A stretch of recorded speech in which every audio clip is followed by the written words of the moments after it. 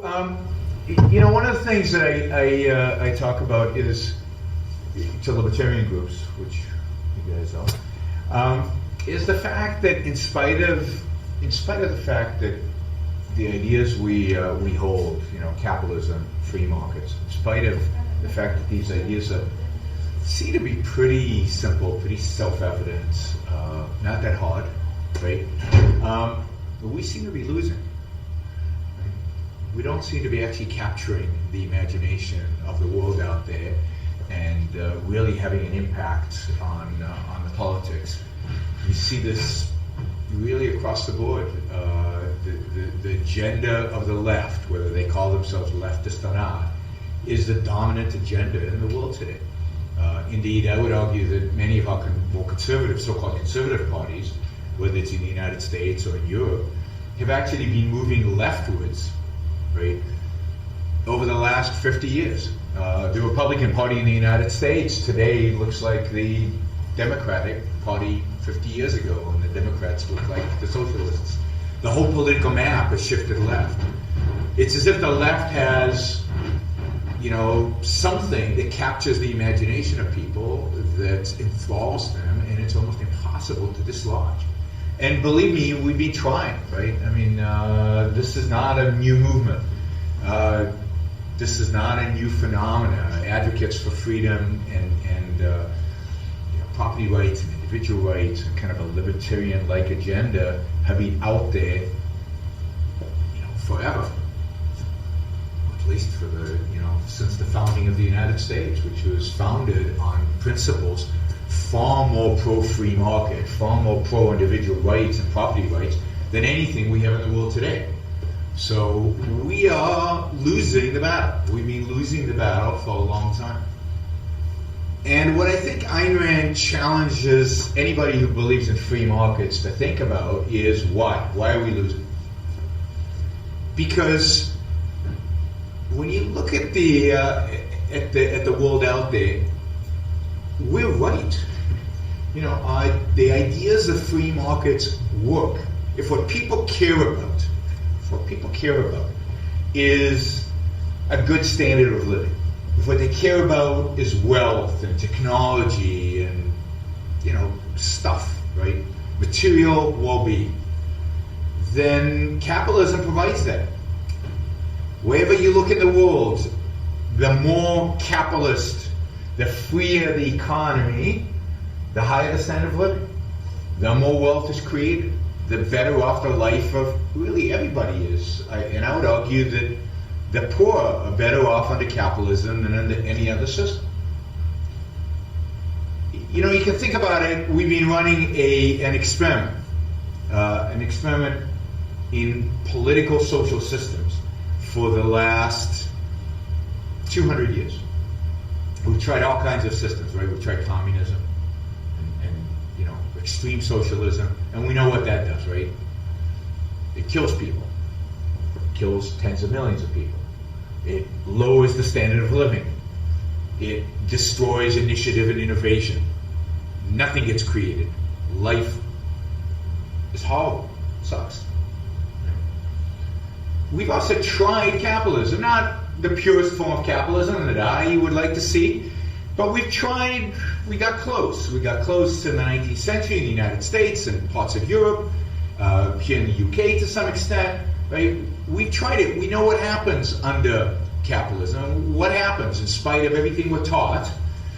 The fact is that capitalism produces the goods. It creates a middle class. It creates wealth. I like to tell Americans that the U.S. won the War of Independence in the 18th century, primarily because the UK, you guys, didn't care that much, because it was kind of a third-rate colony. It was really far away, and it didn't matter that much. And yet, within 140 years, this third-rate colony became the strongest economic, industrial, military power in the world in 140 years. And what happened during those 140 years? Socialism? Statism? No, you had probably the freest economy in human history. That is not an accident. It's not an accident that we got that much progress over that period of time when we let people be free. So we run the experiment. It works. It creates the wealth. We're even running it today, right? You've got a whole spectrum of countries today in the world with all kinds of political economic systems. So all the way from North Korea to Hong Kong. Where would you rather live? Well, I think it's pretty obvious you'd rather be in Hong Kong. Hong Kong is an amazing place. I don't know if any of you been to Hong Kong? Did you been? No? Everybody needs to go to Hong Kong once before they die. You guys are young, you've got plenty of time. 70 years ago, Hong Kong was a little fishing village on a rock in the middle of nowhere. Today, Hong Kong has 7.5 million people on it. It's got skyscrapers that put New York City to shame. It's one of the most dynamic, energetic, exciting cities in the world. The standard of living, GDP per capita in Hong Kong, is equal to that of the United States. And yet, they have no, or very little, safety net. They have no universal health care, like you do here in the UK, but not even as much government intervention in health care as we do in the United States. They have no pension plans, social security, none of these government interventions exist. There's very little regulation. And people thrive. And people try to come to Hong Kong from all over Asia. There was a period where they'd get on little rafts and row there if they could. They escaped from anywhere to get to this place. And all it has there is the protection of property rights. And before the UK transferred it over to China, you couldn't even vote in Hong Kong. But it was enough that rights were protected to make it an incredibly appealing place for millions and millions of people. My point is that this shouldn't be that hard to figure out that capitalism actually works, that freedom actually works. This should be easy. And it's not just that we have these concrete examples. It's vital to have these concrete examples where you can point and say, look, it works. If you put a graph together of economic growth versus economic freedom, you find that the more economic free you are, the faster you grow. It's not just that, it's so we have theory, right? We understand the economics of it, in spite of what they probably teach you in the economics departments here at the university. We've got great free market economists today. We've had them in the past. Hayek, von Mises, Milton Friedman, there'd be plenty of them, right? And they're well recognized. So we understand why free markets work. We understand that it's not just an arbitrary phenomenon, but free markets actually, there's a theory behind it, and it plays out. The theory actually is manifest. And yet, that's not convincing to anybody. So we really have to challenge ourselves to think about, well, what is going on here?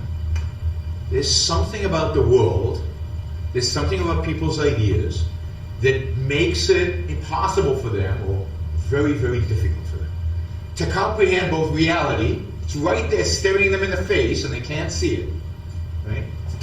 And theory, which is not that hard. If you read The Great Economist, it's much easier than reading Keynes. Keynes is difficult and wrong and stupid in many ways, right? It's just not right. And it never worked. Every time it's been tried, it failed. Every time we try to stimulate the economy by massive government spending, what happens? Nothing. Nothing good. The Japanese have been trying this for 20 years. And guess what? They just elected another government that's promised to do it again. But this time it'll work. Why? Because they said so. Einstein has, what Einstein called doing the same thing over and over and over again and expecting different results? Insanity. We're insane. We're an insane world. We're an insane culture, and our politicians and our economists are the most insane people in the world. Because they literally do it over and over and over again, expecting it to work, and it never works. Keynesianism doesn't work. But we keep trying. What the hell? Maybe tomorrow.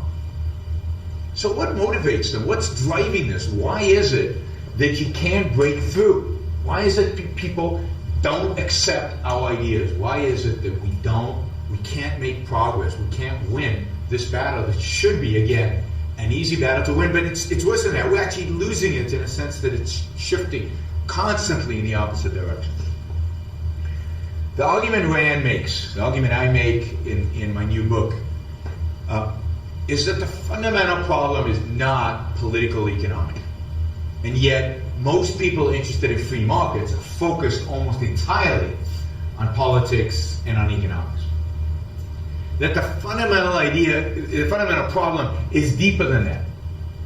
It's more philosophical. And yet, almost, very few people within the free market movement deal in philosophy. And in particular, I would argue that the challenge we face is a challenge in ethics and morality.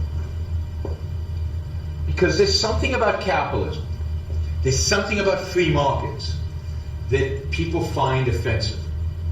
That people find so offensive and so bad that they're willing to close their eyes to the truth, to close their eyes to reality, pretend it doesn't exist, and become insane, right? Do the same thing over and over again even though it doesn't work. What is it about capitalism that drives people to insanity? Right? What is capitalism about? What are free markets about? What are free markets about? Real question. What are free markets about? What? So profit, right? So one part of free markets, the production side of free markets, is about profit. When Steve Jobs makes one of these, or used to make one of these, no longer with us, why did he do it? What's that? He wanted a sense of purpose, and he valued a sense of purpose, right? And he loved doing it, and he loved creating beautiful things in his own image. How many market surveys did Steve Jobs do before he made one of these? 0, none, right? Because this is Steve Jobs, right? He was going to build it, and you were going to use it the way he built it. So he loved it, but it's not just about love, right? What else is it about? Profit. These things had, when they first came out, they had a profit margin of 60%. So they were making a lot of money. Steve Jobs did not wake up every morning thinking, how can I make Yaron's life easy, right? If he had, he would have sold this for half price, because this is expensive. And I would have liked to buy for half price. So people produce, people create stuff, people participate in the market for whose profit? Their own, right? Their own profit. Now, when I went and bought my first iPhone, it was in 2008 when they came out. And the economy was spiraling out of control. We were going into a recession. Things were really bad. And I went and bought my iPhone because I wanted to stimulate the economy. Because that's why you guys go shopping, right? Because you like to stimulate the economy. You want to make sure your fellow man have jobs and, that there's stuff going on. You're right. Why do you go to the mall? Why do you go shopping? For whom? For your own pleasure, for your own values, to buy the stuff that you think will make your life better, more fun, more productive, for you to look better, whatever it is that you're buying, it's about self-interest. So what's the marketplace about, really? Marketplace is about people pursuing their self-interest. It's about people meeting in the marketplace to pursue their self-interest. And it comes in all kinds of variations and varieties. We make stuff, we make all kinds of different stuff, we go to work, we go to all kinds of different works because we all value different things, but all of it is in with one goal, and that goal is our self-interest. What we think at the time is going to make our lives better. And people are working hopefully because they like their jobs or because they need to make money. And this isn't any kind of new observation. Adam Smith, in The Wealth of Nations, says, the baker bakes the bread because he loves you? No, he doesn't care about you. He doesn't know who you are, and he doesn't care one iota about you. Right?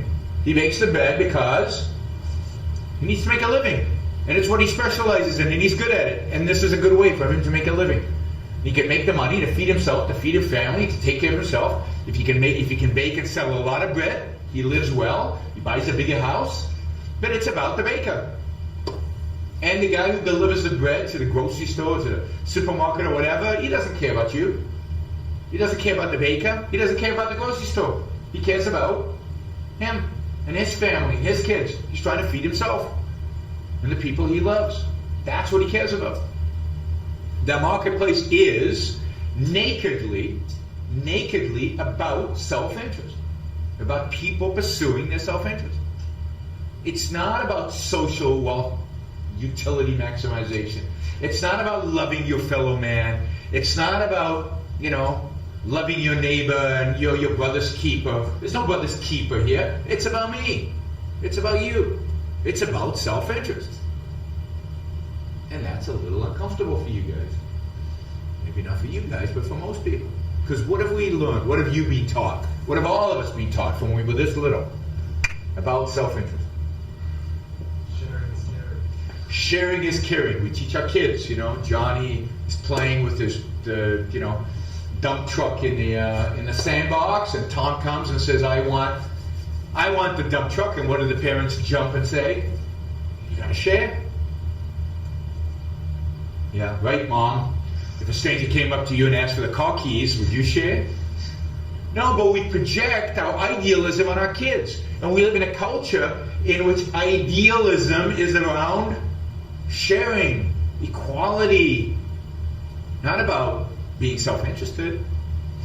I mean, how many people tell their kids, Johnny, you don't have to share, trade.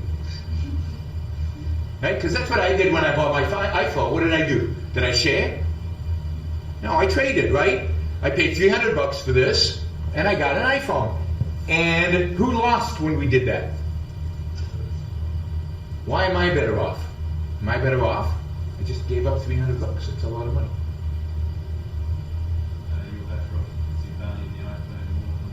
Yeah, I valued more than $300. That's why I paid it for it. Now, assuming I'm rational, assuming I know what I'm doing, and I might be wrong. It might turn out that this is not worth $300. But I went into the transaction with the expectation that I was gonna benefit from it, and I did, because this is like my fourth iPhone, so I'm obviously happy with what I purchased. It turns out that this is probably worth thousands of dollars to me in terms of added productivity, fun and everything else. So it's a steal for $300. Made a huge bargain. And what did Apple happen? What happened with Apple? Did they lose? No, they made 60% profit margin. They did pretty well. Less than these, because now there's competition, and we know competition in the marketplace drives down profit margins, at least in the long term. So trade is win-win, right? Both parties won. And yet, we don't want to teach our kids that. We want them to share. Whether it's win-win or not. Doesn't matter. Because that is in our culture what idealism means. Idealism is about sharing. Right? But it's deeper than sharing. What was behind the sharing? Right? What is morally virtuous? What is noble? What is it? You think about goodness or sainthood or nobility. What are all those terms associated with? They're associated with giving, right? With giving. Not making, but giving. And what makes the giving even more powerful? Well, what would if you gave until it... What's that? Hurt. If you gave until it hurt, it's even more noble, right? If you give and you enjoy giving, I don't know how noble that is. But if you actually hurt while you're giving, that's good, right? Because what do we call that when you give and it hurts? Or you give and you don't expect anything in return? That's called a sacrifice. And sacrifice, we know, is noble. Sacrifice is good. Right? So think about somebody like Bill Gates, right? Microsoft. You guys are too young to remember Bill Gates in the days when he actually ran Microsoft, right? And he made tens of billions of dollars for himself. He became the richest man on the planet. Now, what did the world think of him from a moral, ethical perspective when he was making all this money? Good guy? From an ethical perspective, good guy? No. Greedy. Right? greedy. So at best, you could say nobody thought about him morally, right? We don't even think about businessmen. We don't apply morality to businessmen, right? Take a successful businessman here in the UK who's really made a lot of money, by producing some product. Are people thinking, wow, he's a good guy. There's nobility for you. No, I mean, the people don't think in those terms. If anything, they condemn them morally. If he made a lot of money, there's something wrong. When did Bill Gates become a good guy? When he left Microsoft, he started a foundation and he started giving, right? It goes back to morality equals giving. So now he's giving the wealth away and he's not benefiting in any way that we can see. Now he's a good guy. And what would make him a saint? Right? What's that? Yeah, but he'd have to give it all away before he dies to become a real saint. So my bet is if the Bill Gates tomorrow gave it all away, moved into a tent, and could bleed a little bit, right? Could show some suffering until it hurts, we said, he would be declared a saint. Now, nobody would actually want to be Bill Gates at that point, because none of us actually want to be saints. We just admire them, right? All your leftist friends all want to make money. They just talk about being a saint, right? And that's what is considered nobility, and that's what's considered goodness. Nobody actually wants to do it, right? Which is interesting, right? And what happens, by the way, when you act in a way that's inconsistent with what you say is noble and good and just? What is the emotion inside of you that develops? You do something that you know is not right. What's the emotion? Guilt. So a lot of those guys are going to go and work in the city in spite of their leftist ideas will ultimately feel guilty, and they'll consider voting for the left in order to appease their own guilt. And it's exactly the dynamic that happens out there. That successful people feel guilty about their success because they have not lived up to their moral idealism. Their moral idealism is not consistent with the way they live their life. Very few people's is. So they feel guilty. And that drives the way they vote. It drives the way they behave. So think about this. We live in a culture in which building stuff, creating stuff, making a product is It's just not that significant from a moral perspective. It's negative. Even though, how many people did Bill Gates help in Microsoft? Billions. Almost every person on the planet has been impacted by Bill Gates. Think of the value, standardization of software. Think of the value of how the PC market grew, in the 80s and 90s and into the 2000s. I don't know if the internet would be what it is today if not for Microsoft. Right? And think of the impact that's had on the whole world.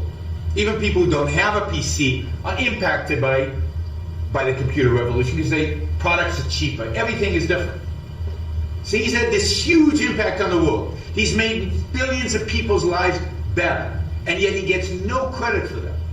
Now, he's giving his money away. He'll make some people's lives better. He's still helping people, but nowhere near the same number, nowhere near by the same impact, and yet he gets moral credit for it. Because we live in a society that says if you're selfless, or if you're perceived as being selfless, if you're perceived as being of sacrificing, that is good, that is noble. If you're self-interested, if you're making money while helping people, then you're viewed as being self-interested and selfish and therefore bad. Self-interest is perceived as evil, as negative. Now, in my view, all you have to do is understand that, and you understand why we're losing. Because if capitalism is a system of self-interest, and it is, there's no question about that, everybody knows this, and self-interest is bad, then logically, capitalism is bad. And yes, it works. It produces the goods, but it's morally offensive. It's morally bad. And the fact is, people want to be good. just want to be rich. They don't just want to have a high standard of living. They want to be good, and that's what really drives people. I think there's a myth that people vote their pocketbook, vote for what will give them the most money, the highest standard of living. They don't. They vote for what they think is right, what they think is good, what they think is noble, what they think is just. And yet, right, noble, just, fair, all these moral terms have been captured by the left, and they dominate. All those moral terms relate to sacrifice and sharing and giving and spreading and redistributing. And we're stuck with self-interest, which everybody perceives as negative. We can't win as long as that dichotomy exists. We cannot win. As long as people's perception of self-interest is negative, we will lose. And yet, this is the perception of every preacher and every philosopher pretty much the last 2,000 years. This is why it's so hard. This is why it's so hard to make any progress. Because we're going up against almost everybody out there in the culture. And this is, I think, what Rand kind of brings to the table. She challenges that 2,000 years of thinking about morality. She asks the question, why is virtue equal sacrifice? Why does virtue equals selflessness? Where do we get that from? Why is that what morality is about? She questions it. And she rethinks what morality is and what morality is about. She's in the, she rejects the last 2,000 years of philosophy when it comes to ethics. She rejects the way they think about morality. And she says, no, the purpose of morality is not to teach you how to forgo your own interests, how to be selfless, how to sacrifice, how to treat other people. The purpose of morality should be something very different. Morality should be about figuring out what's good for you. What makes your life the best life that it can be? She goes back in a sense to the tradition of Aristotle. Aristotle talked about virtue in the sense of pursuing eudaimonia, pursuing flourishing, pursuing happiness, pursuing your own individual life, right? Rather than virtue as, virtue as sacrifice is post-Greece. None of the Greek philosophers really viewed virtue in the sense of sacrificing. They all were looking for ways in which achieving personal happiness and personal fulfillment and personal flourishing, and living life as a human being to the best of one's ability. So she's really a return to that tradition when it comes to ethics. So the fundamental question for her is, what virtue should we be pursuing if we care about our own lives? If we want to make the most of our own life? Because that's, if morality is about pursuing values, morality is about pursuing values. That's what morality is, a code of values to make choices in life, by which you make choices in life, right? That's kind of right or wrong, the path in life to take. She says the fundamental choice in life, the fundamental alternative every human being faces, indeed every living being faces, is what? What is the fundamental choice every living being faces? What and what? Well, but even more fundamental than good or bad. Live or die. Survive. Well, go out of existence. Existence versus non-existence. Right? Rocks don't face that alternatives. Plants do. You do. Right? We all do. We have to figure out how to survive. So the most fundamental of all the choices we make is the choice to survive. And then morality is the study of those values that make it possible for us to survive and to thrive. Because it's not just about sheer physical survival. We're human beings. Yeah, you think about, what values does a plant have? Now, plants obviously can't conceive. They don't have free will. But what values they have automatic in them? Because they've, in a sense, chosen life. Right? It's automatically programmed in them to live. So what values does a plant have? What is it trying to seek? Sun. So if you put it in a shady area, it'll kind of look for the sunlight, right? You ever see a plant do that? Or if you plant it in the ground, in a dry patch of ground, it'll go send out the roots looking for water. Water is a value, right? So those are the values a plant has. So as human beings, made the choice, we want to live. Now what values does human life require? That's the question Rand asks in terms of morality, in terms of ethics. And it's not, so think about in that context, though, the real question in ethics is what values do we need to pursue in order to survive, in order to live, in order to thrive? Sacrifice? Selflessness? I mean, that's the exact opposite, right? That's going towards giving up stuff. It's going towards the death side, not the life side. The non-existent side, not towards the existent side. So what are the values that we would pursue? So, as human beings, what's the most important thing that allows us to live and thrive and survive? Thumbs? Okay, yeah. Food and water. So, we, like plants, need food and water. Right? But how do we get food and water? How do we get food and water? How, you guys have it, genetically programmed to find food and water? You know how to do that? Maybe at some level, but to thrive, to really be successful, how do we get food and water? I mean, and don't say go to the grocery store. Money. That's like going to the grocery store. Where does the food and water come from? Somebody has to produce it. What do you need in order to produce? What's more fundamental than production? What do you actually need in order to be able to produce stuff? You need machines. Where do machines come from? Human action. What guides our action? We need resources, but the resources are just there, whether we use them or not. What do you need in order to use the resources? So look, I mean, we're a pretty pathetic animal, right? Just look at us. We're weak, we're slow, we have no fangs, we have no claws. You can't run down a buffalo and bite into it. I mean, it's just not going to happen. So what do you need? You need tools, you need weapons. How do we get tools and weapons and all this other stuff? Intelligence. You need to be able to think. What makes possible production, what makes possible all the things that you mentioned, right, is human reason, is our ability to think. It's the mind. Without the human mind, we are finished. As a species, we don't last a week. Right? Saber-toothed tiger eats us all. So if you're trying to pursue life, if you're trying to pursue your own flourishing, what is the most important value to you? Your own mind. Your own ability to be rational. Own ability to use your own reason. And everything we have, we talk about food. Where does agriculture come from?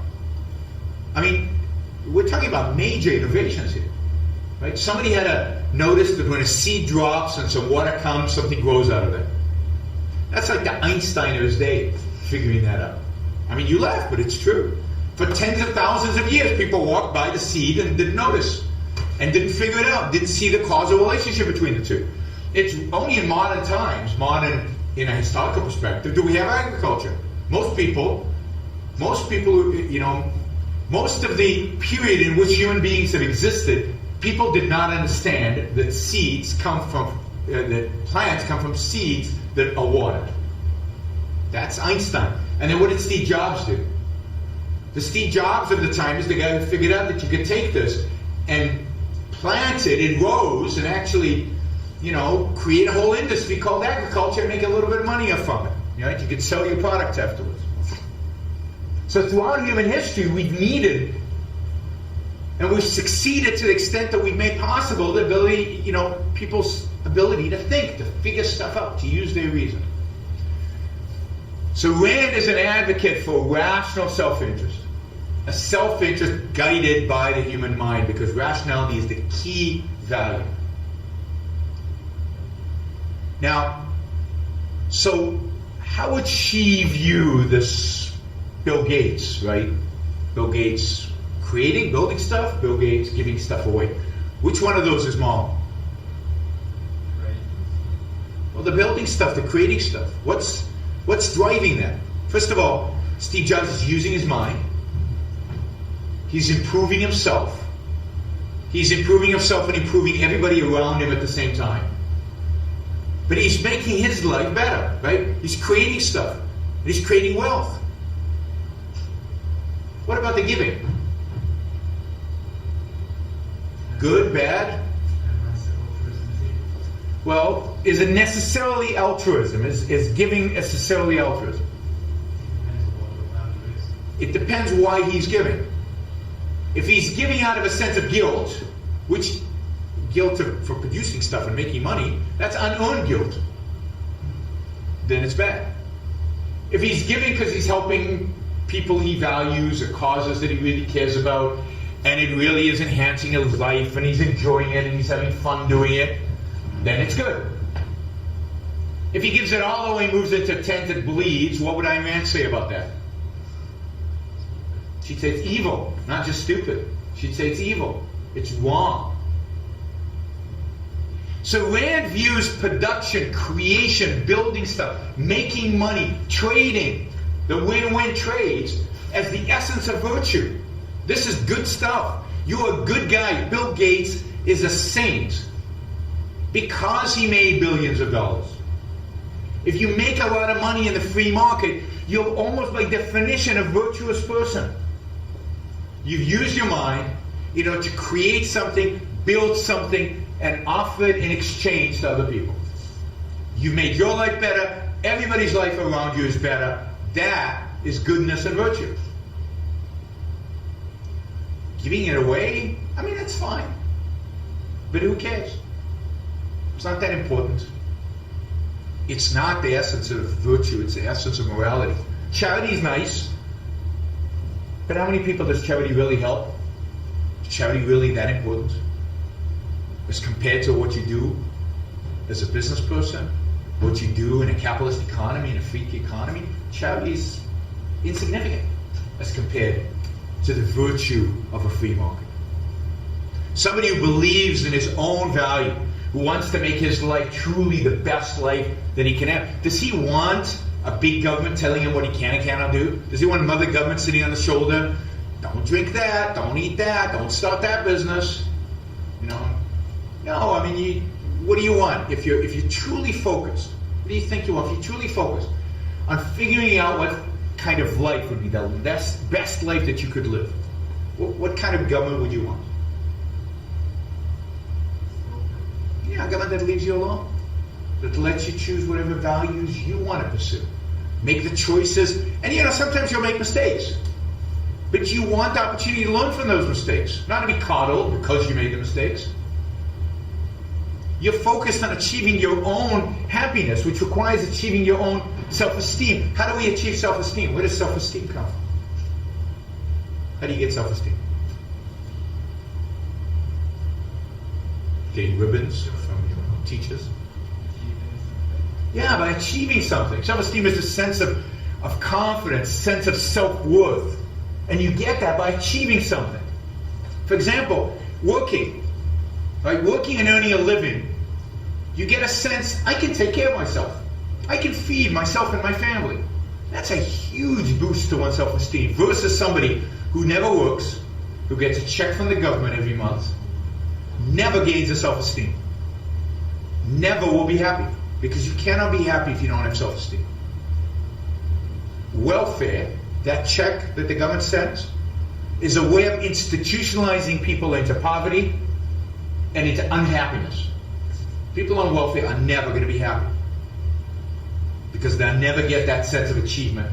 They'll never get that sense of self-worth. They'll never get the knowledge that they can take care of themselves, which we as human beings have to have. We need it in order to achieve success and happiness. What happens in their work because the government can't provide jobs? They can't find jobs. So if they're unemployed because the government, Can't find their own jobs. Like, not. well, then they should be the biggest advocates for free markets. Because in free markets, the evidence suggests there are plenty of jobs. Indeed, capitalism tends to create more jobs than there are people. That's why Hong Kong started out as a little fishing village, and when he brought the protection of property rights, millions of people emigrated into it. And guess what? They all have jobs.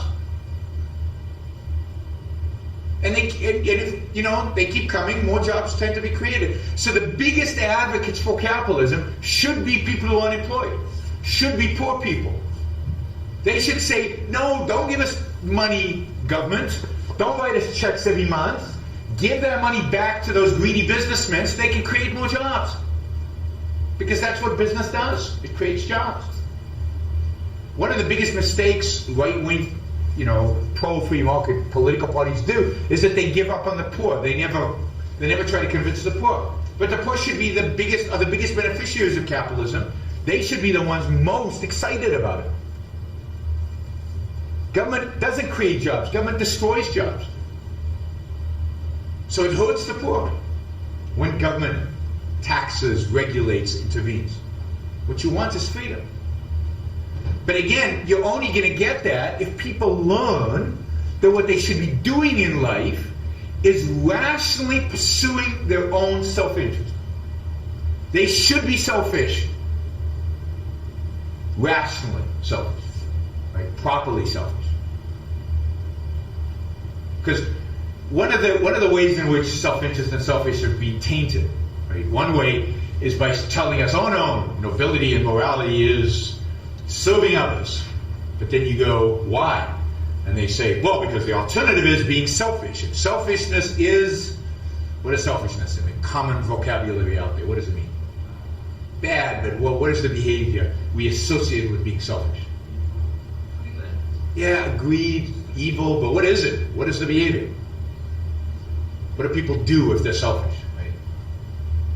Steal.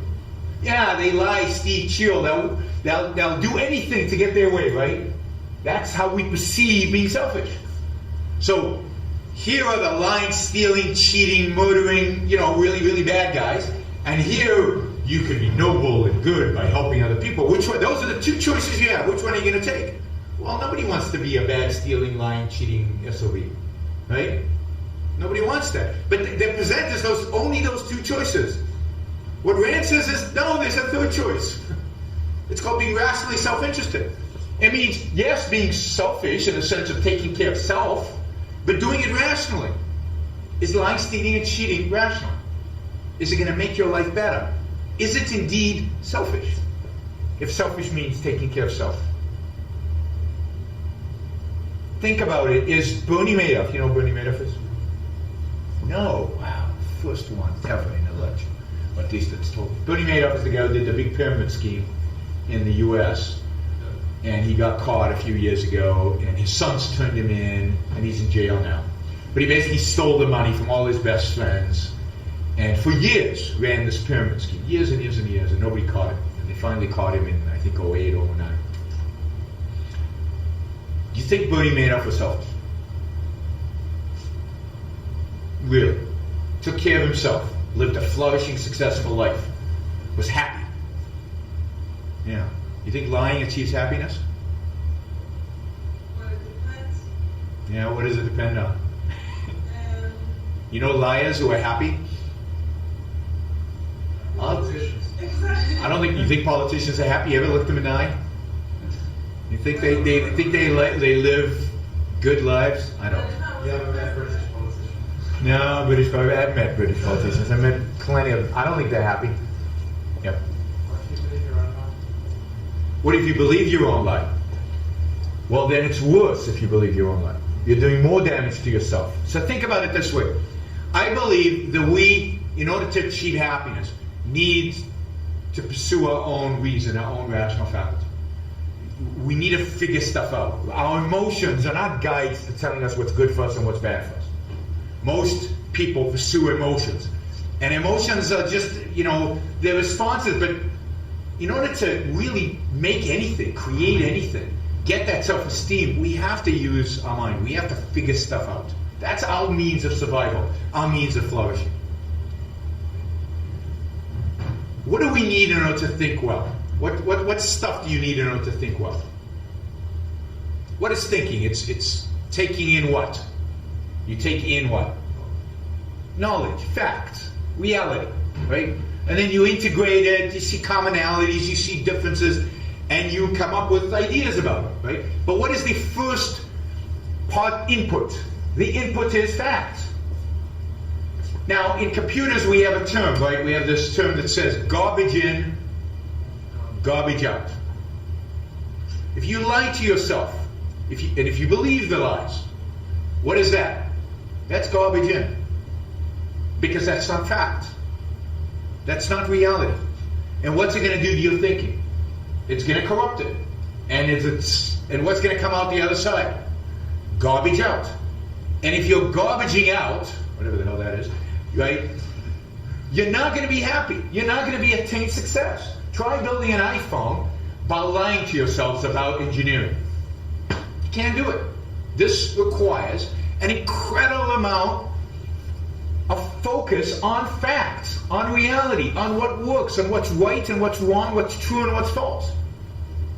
Engineers who try to lie about engineering are failures.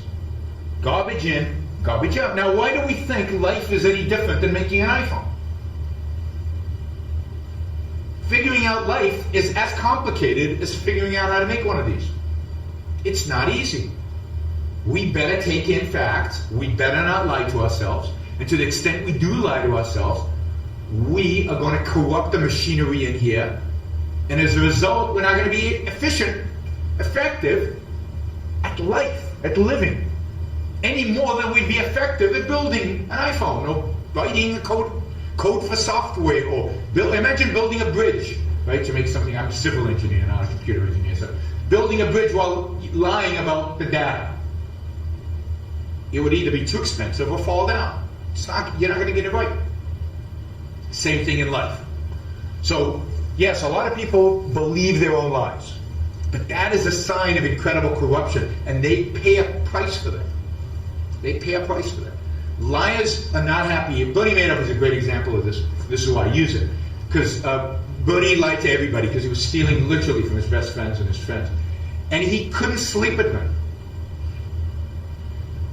A, because he was afraid of being caught, because everybody who runs the pyramid scheme ultimately gets caught. But even if you put aside the con thing, the caught by the government, right? He was worried about being caught by his friends. He was worried about looking one of his friends or his wife or his family in the eye the next day because he knew he was going to bump into them, right? He was living with them. And something slipping and not getting it right. Because lying is hard work. Now, you guys have probably lied a few times in life, right? It doesn't, in the long term, work. It's not a good strategy. It's not a good strategy for relationships. Try lying to your best friend on a regular basis. How long do you think they'll stay your best friend? If you go into business, try lying to your customers or your employees or your suppliers. How long do you think that'll work? It won't. It's not a good strategy. Neither is cheating. Neither is any of those things. So, what Rand does is define a new form, a proper form of self-interest. She rejects the idea that lying, stealing, and being an SOB is self-interest. I call that self-destructive. Bernie Madoff is self-destructive, and he's in jail. And he actually claims he's happier in jail than he was before he was caught. Because at least it's out. At least he can be himself. At least he can be honest. So there are really three alternatives in life. Being selfless, altruistic, self-sacrificial. Ayn Rand would say evil. Lying, stealing, cheating, self-destructive, evil. Or pursuing your own values rationally by being honest. Most importantly, with yourself.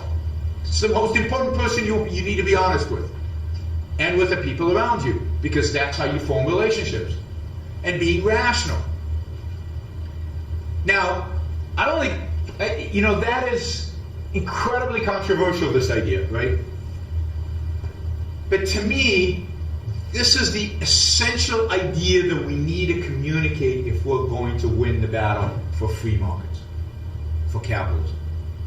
Because essentially the participants in the marketplace, in a capitalist, are doing that.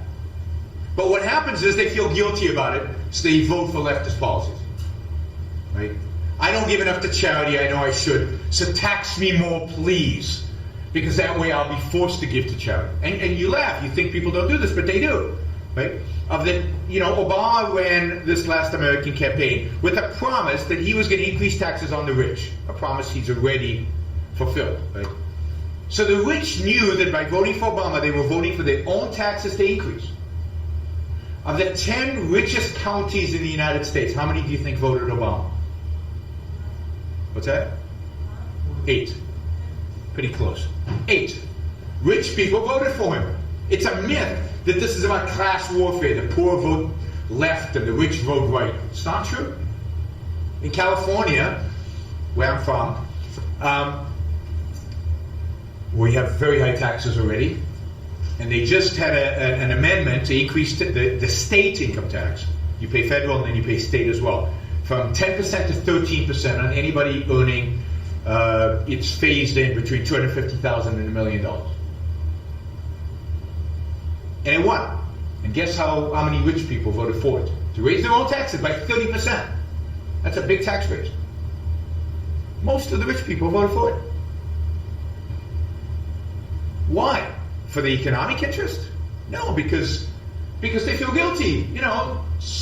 Poor people won't get their checks if we don't increase taxes, or we'll have to, lower the salaries of professors at universities like this if the government doesn't have enough money for education. Kids won't get an education. I feel guilty about that. I'm going to write a check. But I know I won't do it voluntarily, so use force against me, coerce me into doing it. That's okay. Right? So we have to challenge that. We have to tell people not to feel guilty. We have to give them an alternative. We have to reject the idea that the alternative is lying, cheating, and stealing. And that there is a proper alternative. And we have to infuse them with a spirit of, individualism, of self-interest, of pursuing life. And if we can do that, then capitalism is easy. Because that's the only system self-interested people really want to live under. If they're convinced that self-interest is moral, is right, is just. What we have to capture is a spirit that the founders of America captured in 1776.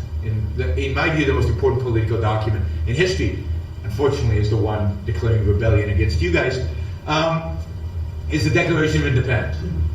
Because in it they articulate that every individual has an inalienable right to pursue their own happiness. And inalienable means what? Nobody can take it away from you, not even a majority. And they're saying you have a right, which means a freedom of action, to take those actions necessary to what? Not to maximize social utility, not to help your fellow man, but to pursue your happiness. Now that, to me, is the kind of spirit that, if we want to win the battle for capitalism, we need to, embody. So, the revolution we're engaged in is not so much of a political economic revolution. It's the much tougher one. It's actually a moral revolution. And that's the real contribution I think Ayn Rand has to the battle for freedom. Thank you all.